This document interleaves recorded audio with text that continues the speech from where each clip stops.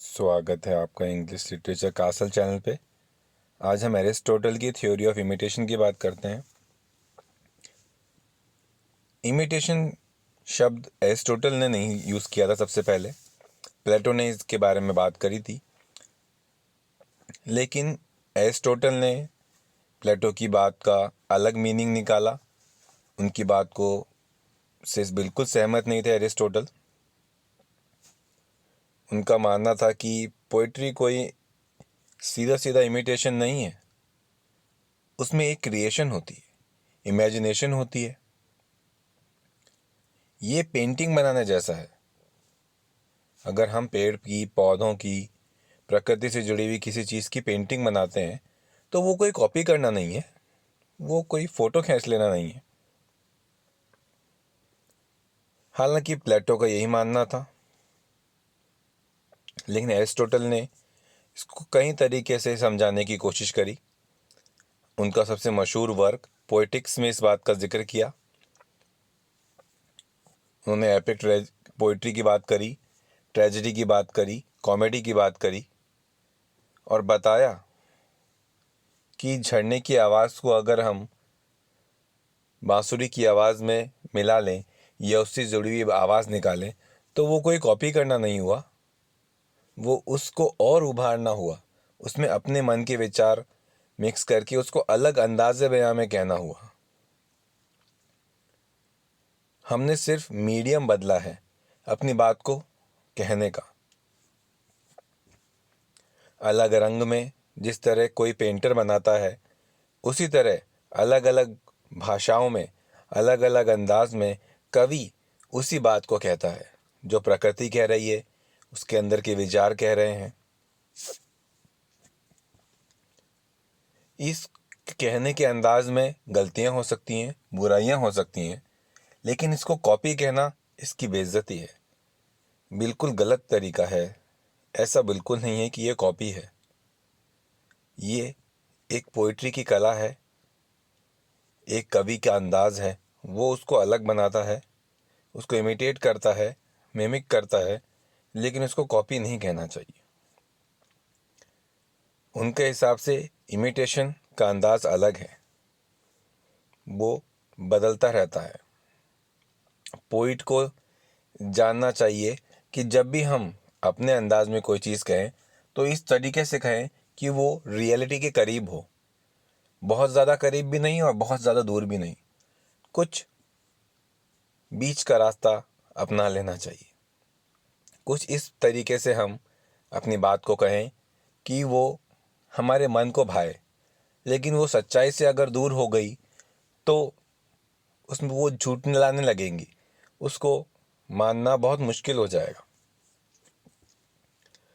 आगे वो कहते हैं क्योंकि अगर हम बहुत ही बड़ा चढ़ा के कोई बात कहेंगे तो वो सच्चाई से दूर हो जाएगी और हर जगह अप्लाई नहीं हो पाएगी।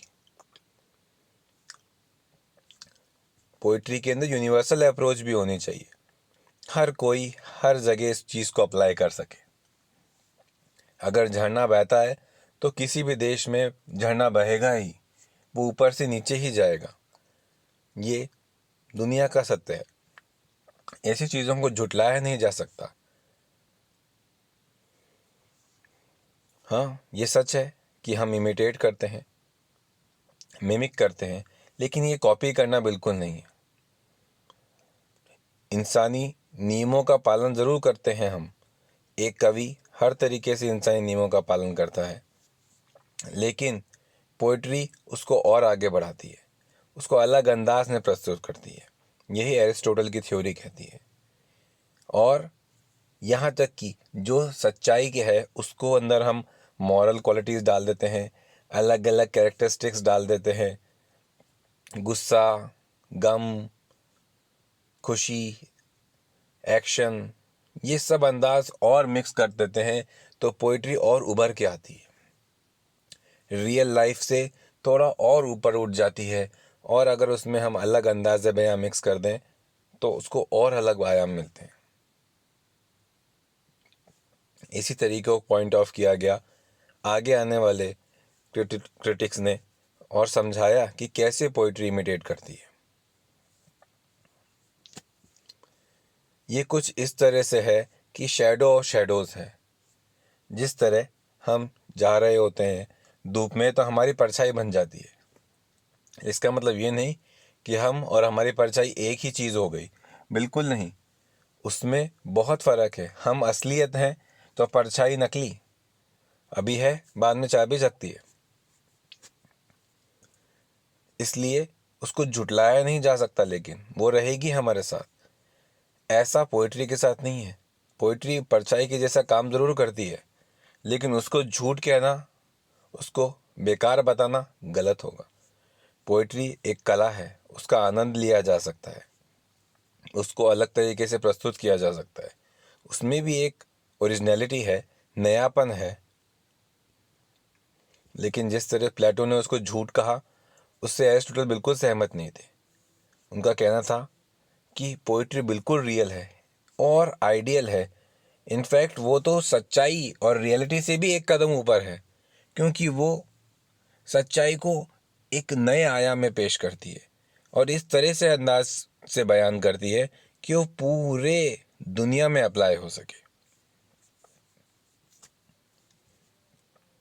अलग अलग इमोशन की मदद से, कुछ सच्चाई, कुछ कला, सबको मिक्स करके अंत में कह सकते हैं कि एरिस्टोटल ने बहुत ही सक्सेसफुल और सही तरीके से प्लेटो के हर बयान को झुटलाया और बताया कि पोइट्री कितनी ज़्यादा ज़रूरी है। बिना पोइट्री की मदद से ही हम नई ज़िंदगी, आत्मा को समझ पाते हैं और रियलिटी को और भी अलग अंदाज से देख पाते हैं। ना सिर्फ हमें खुश करती है पोइट्री, बल्कि हमारी ज़िंदगी में जान डाल देती है। ये था Aristotle's poetry, imitation of poetry की थ्योरी। आपका इस बारे में क्या कहना है? अपने विचार ज़रूर शेयर कीजिएगा कमेंट सेक्शन में। आज के लिए इतना ही। धन्यवाद।